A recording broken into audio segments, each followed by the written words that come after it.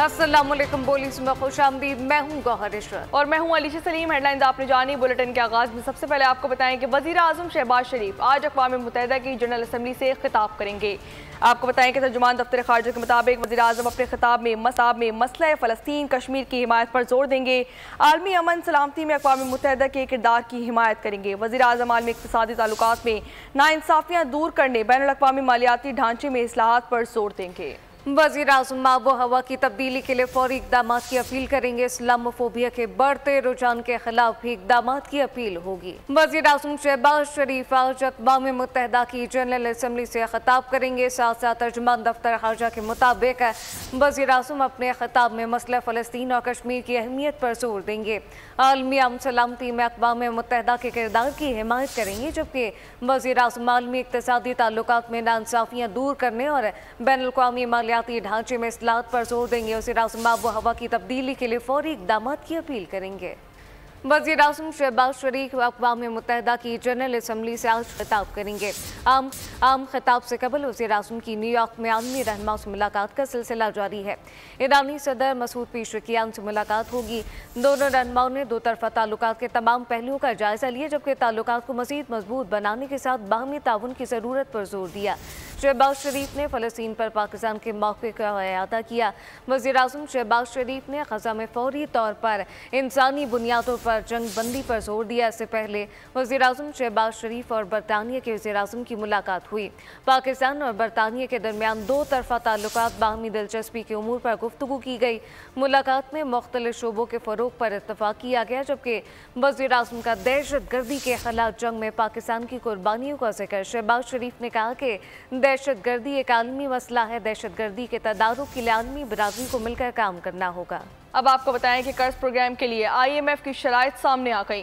पाकिस्तान को NFC award फार्मूले पर नज़रसानी करनी होगी। सूबाई हुकूमतों के अखराजात को भी मॉनिटर किया जाएगा। ज़राई शोबे, प्रॉपर्टी सेक्टर और रिटेल सेक्टर को टैक्स नेट में लाना होगा। IMF से कर्ज मिलेगा, लेकिन शराइत भी पूरी करना होंगी। पाकिस्तान को क्या क्या करना होगा, सब सामने आ गया। ज़राए के मुताबिक अहम तरीन शर्त यह है कि बिजली की कीमतों में कमी के लिए इस्लाहात की जाएंगी। हुकूमत बिजली की कीमतों में कमी के लिए जामिया पैकेज लाएगी। ग़िज़ाई इजनास की इमदादी कीमतों का तयन नहीं किया जाएगा। साथ ही विफाकी हुकूमत के ढांचे को कम किया जाएगा। पाकिस्तान NFC अवार्ड फार्मूले पर नजरसानी करेगा। IMF सूबाई हुकूमतों के अखराजात भी मॉनिटर करेगा। शराइत में ये भी शामिल है कि मुस्तकबिल में पंजाब हुकूमत की तर्ज पर बिजली की कीमतों पर रिलीफ नहीं दिया जाएगा। पाकिस्तान IMF प्रोग्राम के दौरान ज़िमनी ग्रांट्स भी जारी नहीं करेगा। पाकिस्तान ज़राई शोबा, प्रॉपर्टी सेक्टर और रिटेल सेक्टर को टैक्स नेट में लाएगा। विफाक और सूबों के दरमियान नया नेशनल फाइनेंस मुआहदा किया जाएगा। IMF की शर्त यह है कि पाकिस्तान शोबा तवानाई को GDP के 1% से ज़ायद सब्सिडी नहीं देगा। और अब ये जानिए, हुकूमत नॉन फाइलर की इस्तिलाह ख़त्म कर रही है। टैक्स ना देने वालों पर ऐसी पाबंदियां लगाएंगे कि वो बहुत से काम नहीं कर सकेंगे। वज़ीर ख़जाना मोहम्मद औरंगज़ेब का अमरीकी नशरियाती इदारे को इंटरव्यू बोले कि हुकूमत के पास लोगों के तर्ज़ ज़िंदगी का डाटा मौजूद है, किसके पास कितनी गाड़ियाँ हैं, कितने बैरून मुमालिक सफ़र किए, सब मालूमात है। अमरीका की मदद और चीन का ताउन IMF प्रोग्राम की मंजूरी की वजह से है। IMF प्रोग्राम के लिए दोस्त ममालिक ने मालियाती ज़रूरियात को पूरा करने की यकीन दहानी कराई। सेल्स टैक्स की मद में 3,400 अरब रुपए के टैक्स कैप का इंकशाफ हुआ। FBI हाई अलर्ट हो गया। अब कारोबार की रजिस्ट्रेशन ना करवाने वालों को पाबंदियों का सामना करना पड़ेगा। रजिस्ट्रेशन से इनकार की सूरत में कारोबार सरबा मोहर 10 लाख जुर्माना होगा। ज़राए FBR के मुताबिक सरमाए से पैदावार तक कारोबार के तमाम मराहिल को दस्तावेजी शक्ल देने का फैसला कर लिया गया। बैंक अकाउंट मुंजमद, प्रॉपर्टी जब्त, बिजली गैस कनेक्शन मुनक़ता होंगे।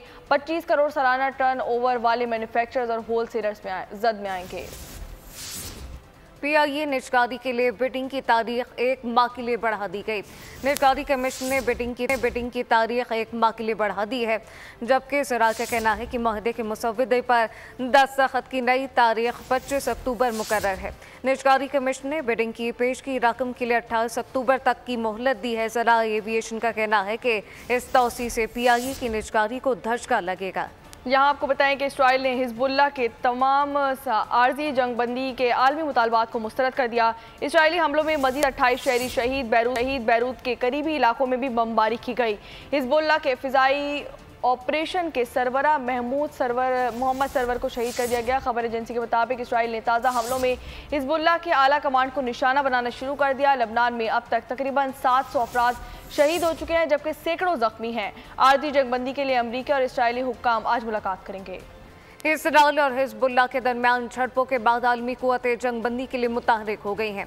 मशरिक़ वस्ता में बढ़ती हुई कशीदगी और जंग के फैलाव पर आलमी कुव्वतें सर जोड़कर बैठ गईं। अमेरिका फ्रांस ने 21 रोज़ा जंगबंदी की तजवीज़ दे दी है। इस तजवीज़ की हिमायत सऊदी अरब, UAE और कतर समेत यूरोपीय union, Australia, Canada, Italy, Germany, Japan ने कर दी। जंगबंदी की तजवीज़ पर बातचीत जारी है। चंद घंटों में फैसले का इम्कान। इसराइल लबनान जंगबंदी नेतन्याहू पर मुनहसर है। व्हाइट हाउस ने वाज़ेह कर दिया। प्रेस सेक्रेटरी क्राइन जैन ने कहा है कि जंगबंदी अमेरिका की क़यादत में बैनुल-अक़वामी कोशिशें जारी हैं। इसराइल जंगबंदी की कॉल देगा तो ही मुमकिन होगा।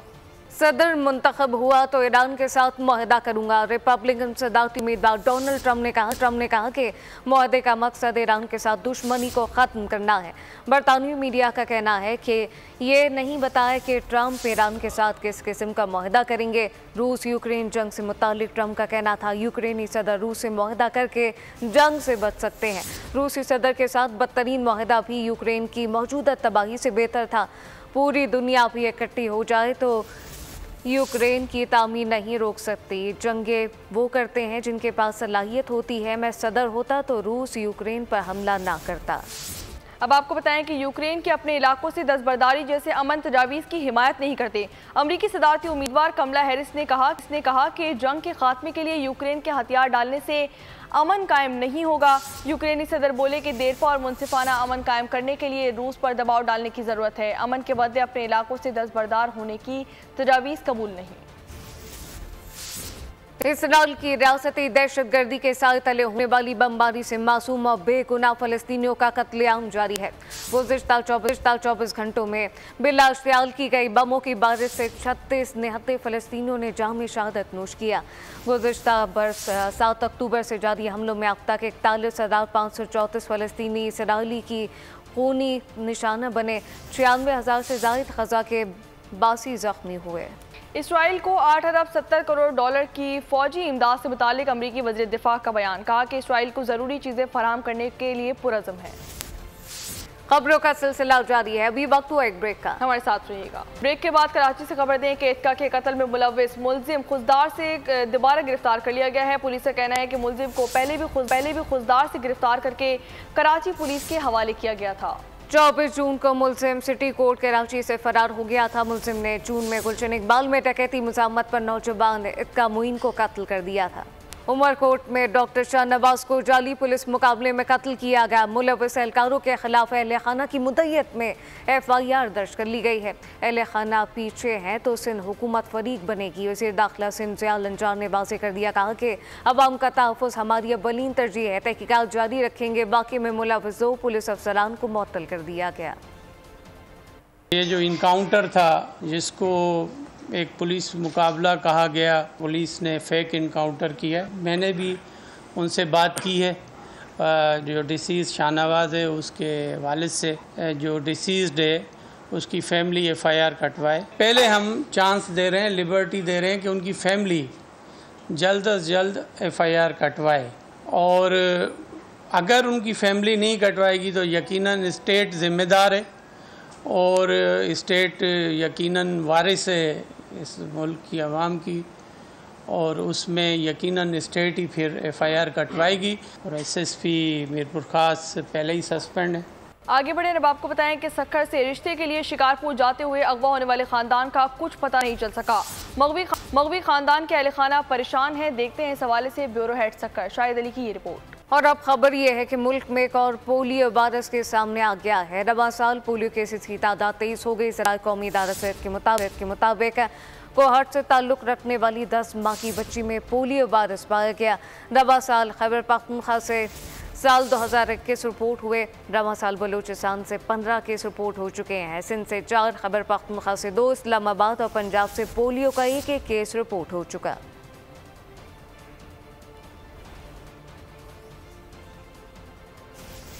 बात करेंगे कुछ मौसम के हवाले से, तो आपको बताएं कि पंजाब, खैबर पख्तूनख्वा, आज़ाद कश्मीर में बारिशें। इस्लामाबाद, रावलपिंडी में रात से तेज बारिशों का सिलसिला जारी है। मरी, गलियात, अटक, चकवाल, जहलम, मंडी बाउद्दीन, गुजरात, गुजरावाला, लाहौर, शेखुपुरा, सियालकोट, नारवाल, हाफिजाबाद में बादल जमकर बरसे।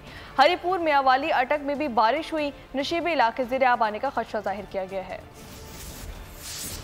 आपको बताएं कि पंजाब, खैबर पख्तूनख्वा, आज़ाद कश्मीर में बारिश हुई। इस्लामाबाद, रावलपिंडी में रात से तेज बारिशों का सिलसिला जारी है। मरी, गलियात, अटक, चकवाल, जहलम, मंडी बाउद्दीन, गुजरात, गुजरावाला, लाहौर, शेखुपुरा, सियालकोट, नारवाल, हाफिजाबाद में भी बादल जमकर बरसे। हरिपुर, मियांवाली, अटक में भी बारिश हुई। नशीबे इलाके ज़ेर-ए-आब आने का खदशा जाहिर किया गया है। जस्टिस मुनीब अख्तर का सीनियर जजेस के साथ रवैया इंतहाई नामुनासिब था। चीफ जस्टिस काजी फाइज़ ईसा ने जस्टिस मंसूर अली शाह को जवाबी खत लिख दिया है। कहा कि साथी जजेस ने भी इनके नामुनासिब रवैये पर शिकायत की। जस्टिस मुनीब ने प्रैक्टिस एंड प्रोसीजर सख्त मुखालफत की है। मुकदमात के बजाय छुट्टियों को तरजीह दी गई। जैसे याहिया अफरीदी की माजरत के बाद जैसे अमीनुद्दीन खान को जजेस की कमेटी में शामिल किया गया। चीफ जस्टिस काजी फाइज ईसा ने जस्टिस मुनीब अख्तर को लापरवाह करार दे दिया। चीफ जस्टिस ने चार्जशीट जारी कर दी। चीफ जस्टिस काजी फाइज ईसा ने जस्टिस मंसूर अली शाह के खत के जवाब में जस्टिस मुनीब अख्तर को कमेटी में शामिल न करने की वजूहात बता दी। खत में लिखा कि जस्टिस मुनीब अख्तर का सीनियर जजों के साथ रवैया इंतहाई नामुनासिब था। उन्होंने कमेटी के मुअज़्ज़िज़ रुकन से गैर शाइस्ता और नारवा रवैया अपनाया और वॉकआउट भी कर गए। साथी जजों ने जस्टिस मुनीब अख्तर के नामुनासिब रवैये की शिकायत की थी। चीफ जस्टिस ने मजीद लिखा कि जस्टिस मुनीब अख्तर ने प्रैक्टिस एंड प्रोसीजर बिल की शदीद मुखालफत की। जस्टिस मुनीब अख्तर ने मुकदमात के बोझ से लापरवाह होकर छुट्टियां की। उन्होंने फौरी नौयत के आईनी केस सुनने से इनकार किया। ऑडियो लीक केस में हुक्म इम्तना जारी करके हुक्म इम्तना जारी ही ना करने दिया। चीफ जस्टिस ने लिखा, जस्टिस मुनीब अख्तर तातीलात में अदालती काम करने के लिए दस्तयाब न थे और छुट्टियों को तरजीह दी। चीफ जस्टिस ने जस्टिस मंसूर अली शाह को मुखातिब करते हुए कहा कि कानूनी तौर पर आप ये सवाल नहीं उठा सकते कि चीफ जस्टिस कमेटी में किस जज को शामिल करें। आपका ये पूछने का भी इस्तेहकाक नहीं कि कमेटी के तीसरे रुकन के तौर पर किसको शामिल करूं। जस्टिस मुनीब अख्तर को कमेटी में शामिल न करने की वजूहात आपके इसरार पर दे रहा हूं। सुप्रीम कोर्ट की जानिब से तहरीक इंसाफ को मखसूस नशिस्तें देने का मामला। इलेक्शन कमीशन ने वजाहत के लिए एक बार फिर सुप्रीम कोर्ट से रुजू कर लिया। दरख्वास्त में मौक़िफ़ अपनाया कि तरमीमी एक्ट आने के बाद अदालती फैसले पर रहनुमाई की जाए। मुख्तसर फैसले पर जब वजाहत मांगी गई थी तब नया एक्ट मौजूद ही नहीं था। पाकिस्तान तहरीक इंसाफ ने प्रैक्टिस एंड प्रोसीजर तरमीमी ऑर्डिनेंस सुप्रीम कोर्ट में चैलेंज कर दिया है। चेयरमैन पीटीआई बैरिस्टर गौहर ने प्रैक्टिस एंड प्रोसीजर तरमीमी ऑर्डिनेंस के खिलाफ सुप्रीम कोर्ट में आईनी दरख्वास्त दायर की। दरख्वास्त में इस्तदा की गई कि प्रैक्टिस एंड प्रोसीजर सदारती ऑर्डिनेंस को गैर आईनी करार दिया जाए और साथ ही ऑर्डिनेंस के बाद प्रैक्टिस एंड प्रोसीजर कमेटी के तमाम फैसलों को गैर कानूनी करार देकर कलअदम किया जाए। आगे बढ़े अब आपको बताएं कि JUI पाकिस्तान तहरीक इंसाफ ने मुश्तरका आईनी तरामीम का मुसविदा तैयार करने का फैसला कर लिया। JUI और PTI के मुसविदे पर दीगर अपोजिशन जमातों को भी एतमाद में लिया जाएगा। मुसविदा पाकिस्तान पीपल्स पार्टी के मुसविदे से पहले तैयार किया जाएगा। मुजव्वज़ा आईनी तरामीम का मामला अपोजिशन जमातों में बड़ा इत्तफाक हो गया। PTI और JUI की मुश्तरका हिकमत अमली दोनों मुश्तरका आईनी तरामीम का मुसविदा तैयार करेंगे। पाकिस्तान तहरीक इंसाफ का वफ्द JUI सरबराह से मिलने की रिहाइश गाह पहुंचा। ज़राए के मुताबिक मुलाकात में इत्तफाक हुआ कि PTI और JUI पीपल्स पार्टी से पहले अपना मुसव्वदा तैयार करेंगी। ज़राए का कहना है कि बिलावल की तरफ से मौलाना को दिए गए मुसव्वदे पर PTI और JUI अपना मुसव्वदा तैयार करेंगे। मौलाना फजल रहमान का कहना था कि जब तक हमारे हाथ में अपना कोई मुसव्वदा नहीं होगा हम हुकूमत से बात नहीं कर सकते। मौलाना ने पहले एक बहुत तारीख लम्हे में रोशनी का होने का सबूत दिया। उस रात जो होने जा रहा था, जो शब खून मारा जा रहा था पाकिस्तान के आइन पर, उस शब खून को रोकने में मौलाना का जो किरदार था मैं समझता हूँ वो हमेशा याद रखा जाएगा। JUI रहनुमा कामरान मुर्तजा ने कहा कि अभी तक आईनी तरमीम का ड्राफ्ट तैयार नहीं हुआ। मुआशरे के लिए बेहतर कानून साजी होती है तो हुकूमत के साथ चल सकते हैं। हम अपोजिशन का हिस्सा हैं और हिस्सा रहेंगे। ज़राए के मुताबिक JUI और PTI के मसौदे पर दीगर अपोजिशन जमातों को भी एतमाद में लिया जाएगा। साबिक वज़ीर आज़म शाहिद खाकान अब्बासी ने मौलाना फजलुर रहमान को निजात दहिंदा करार दे दिया। बोल के प्रोग्राम ऐसे नहीं चलेगा में बातचीत करते हुए कहा कि मौलाना के फैसले ने मुल्क को बचा लिया। वो समझ गए थे कि ये काला कानून इन पर धब्बा पूरी जिंदगी रहेगा। मौलाना फजलुर रहमान इन सब से ज़्यादा समझदार आदमी, उनको ये बात समझ आ गई थी कि ये काला कानून क्योंकि अगर मेरे वोट से पास हो गया तो पूरी ज़िंदगी मुझ पे ये काला धब्बा रहेगा कि मौलाना फजलुर रहमान ने ये काली तरामीम पास की है। ये आज जो पूरी कोशिश है ये अदलिया को एग्जेक्टिव के ताबे करने की है, और अब हम कानून से इस मुल्क के अदल के निज़ाम को ख़त्म करेंगे, आइनी तरमीम करके हम ख़त्म कर देंगे मुल्क के अदल के निज़ाम को। आज हमारी हुकूमत ये समझती है कि हम ये अमेंडमेंट आइन को तरमीम करके हम अदलिया पे कब्ज़ा कर लेंगे, ठीक है, ये उनकी सोच है। मैं ये कह रहा हूँ कि ये तबाही का रास्ता है, इस रास्ते पर अब चलेंगे, अदल का निज़ाम मुल्क में ख़त्म हो जाएगा। खबरों के सिलसिले को आगे बढ़ाएं। अब आपको बताएं कि वज़ीर आला पंजाब मरियम नवाज ने 1 लाख एकड़ रकबे पर झींगों की फार्मिंग का हरफ मुकर्रर कर दिया। कहती हैं कि जनूबी पंजाब में मैनेजमेंट को झींगा फार्मिंग के लिए काबिल इस्तेमाल बनाएंगे। झींगा फार्मिंग से मुनाफे की शरह 40% है। IMF बेल आउट पैकेज के बाद मुल्क की ज़र मुबादला ज़खार में इजाफा। स्टेट बैंक ने आदाद शुमार की रिपोर्ट जारी कर दी। ज़र मुबादला के ज़खार में $2 करोड़ 40 लाख का इजाफा हुआ। ज़र मुबादला के सरकारी ज़खार की मालियत 9 अरब 53 करोड़ 36 लाख रिकॉर्ड की गई, जबकि कमर्शियल बैंक के पास 5 अरब 33 करोड़ 95 लाख के ज़खार मौजूद हैं। ज़र मुबादला के ज़खार 14 अरब 87 करोड़ 31 लाख की रिकॉर्ड सतह पर। यहाँ आपको बताएं कि बिजली की कीमतों में 57 पैसे फी यूनिट कमी का इम्कान है। सार्फिन को 7 अरब का रिलीफ मिलेगा। अगस्त में बिजली की खपत 20% कम रही। इंडस्ट्री की बिजली की तलब में कमी अलार्मिंग है। इंडस्ट्री खुद कह रही है कि यूनिट्स बंद करने पड़ रहे हैं। इंडस्ट्री की लोड में कमी पर बोझ घरेलू सार्फिन पर पड़ेगा। बिजली की तलब जितनी कम होगी सहमाई एडजस्टमेंट उतने बढ़ेंगे। आने वाली सहमाई एडजस्टमेंट में मजीद इजाफा होगा, बिजली हुकाम ने खबरदार कर दिया। अब ये जानिए मकबूजा कश्मीर के अवाम ने इलेक्शन को मुस्तरद कर दिया है। मकबूजा कश्मीर में नाम नेहाद इलेक्शन का ड्रामा रचाया जा रहा है। मकबूजा कश्मीर में मजालिम ढाए जा रहे हैं, जबकि भारत आलमी बरादरी की आंखों में धूल झोंक रहा है। मशाल मलिक ने कहा कि मकबूजा कश्मीर में मजालिम को दुनिया से छुपाया जा रहा है।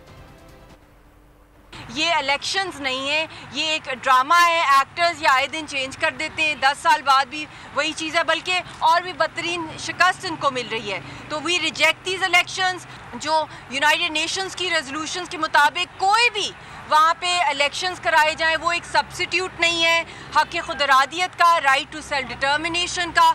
जो उन्होंने टोपी ड्रामा रचाया है, वहाँ पे कुछ डिप्लोमेट्स को बुला के उनको बहुत ही कॉर्डन ऑफ एरिया के अंदर बुला के खड़ा करके उनके सामने 2-4 जाली पोलिंग बूथ दिखा के कहा है कि यहाँ पे कश्मीरी वोट कर रहे हैं। शुरू से जो इनके जाली इलेक्शंस होते हैं, ये तो एक म्यूनसिपल इलेक्शन से भी कम है। ये सिर्फ एक एक्सरसाइज की जा रही है दुनिया को वहाँ पे बताने के लिए, सो कॉल्ड कर्फ्यू के अंदर इलेक्शंस कराना और दिखाना कि जी हम लोगों ने यहाँ पे लोगों को अपने साथ जो है खड़ा कर लिया है। हमारा जो एक्शन आर्टिकल 370 की एब्रोगेशन के बाद हुआ।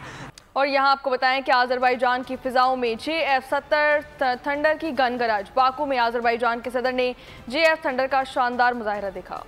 आलमी बरादरी इसराइल पर फौरी पाबंदियाँ आयद करे। न्याते फ़लस्तीनी इसराइल की जाहिरियत का शिकार हैं। फ़लस्तीनी सदर महमूद अब्बास का UN असम्बली इजलास से खिताब कहा कि हासिब फोर्सेस ने ग़ज़ा की इमारतों और 70% इंफ्रास्ट्रक्चर को तबाह कर दिया।